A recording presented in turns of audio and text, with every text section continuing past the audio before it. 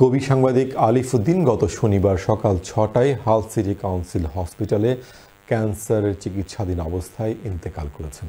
ইন্না লিল্লাহি ওয়া ইন্না ইলাইহি রাজিউন। মৃত্যুকালে তাঁর বয়স হয়েছিল ৬০ বছর। মরহুমের দেশের বাড়ি হবিগঞ্জ জেলার নবীগঞ্জ থানার কসবা এলাকায়। মৃত্যুর কয়েকদিন আগে চ্যানেল এসের সাথে কথা বলেন তিনি। বিস্তারিত আমাদের সহকর্মীর স্কান্তর্ফ ও হাল প্রতিনিধি জামাল আহমেদের প্রতিবেদনে ক্যামেরায় ছিলেন আবদুল্লাহ আলাজি। মানুষ বড় বেশি স্বপ্নকাতর, স্বপ্ন দেখতে ভালোবাসেন। ব্রিটেনে পাড়ি জমিয়েছিলেন এক স্বপ্ন বুকে নিয়ে কবি আলিফ উদ্দিন।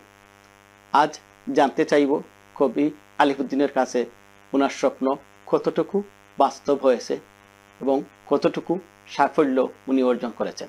আলহামদুলিল্লাহ, আমার প্রত্যেকটা স্বপ্ন আল্লাহ পূরণ করে দিয়েছে। আমি ড্রাইভিং পাস করব, পাস করেছি। আমি স্বপ্ন দেখেছিলাম ইংলিশ ভাষা শিখেছি। যদি কিছু বাচ্চা কাচ্চা হয় হয়তো এই দেশে ভালো জীবনযাপন করবো। আমার বাচ্চা ছেলে মেয়ে হয়েছে। শ্রদ্ধা আর ভালোবাসায় চিরনিদ্রায় শায়িত হলেন হাল সিটিতে কবি সাংবাদিক আলিফ উদ্দিন।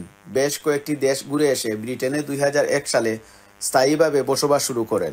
মরণবেদী ক্যান্সারের সাথে যুদ্ধ করে শেষ মুহূর্ত বিদায় নিতে হলো কবি সাংবাদিক আলিফ উদ্দিন। মঙ্গলবার দুপুর 1:30 জানাজা শেষে কটিংহাম মেমোরিয়াল গার্ডেনে দাপন সম্পূর্ণ হয়। প্রিয় এই মানুষের মৃত্যুতে ছুটে আসেন ব্রিটেনের বিভিন্ন শহর থেকে প্রিয়জনরা। আমাদের দিনের খাদের দিন আমাদের সাথে সবসময় সাথ থাকতা। জামাল আহমদ, হাল সিটি থেকে, চ্যানেল এস নিউজ।